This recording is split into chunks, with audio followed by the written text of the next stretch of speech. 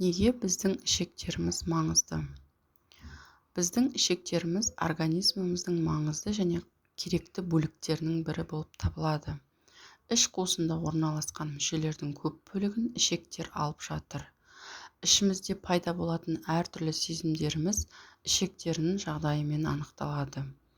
Көп жағдайда біздің ішіміз ауырса, ол біздің асқазанымыз, ұйқы безі немесе бауыр деп ойлап қалып жатамыз, бірақ ол олай емес.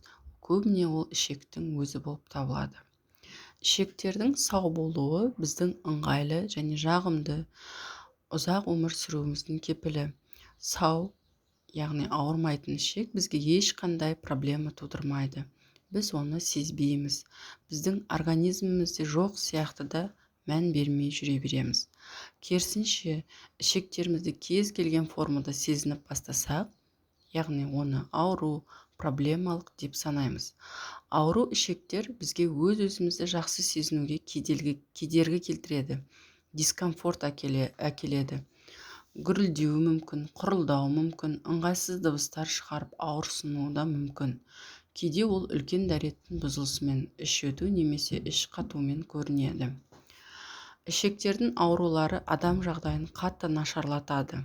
Сонымен қатар адамның өзін-өзі сезіну, инфаркт, инсульт сияқты ауыр аурулар кезіндегідей қатты өзгеруі мүмкін.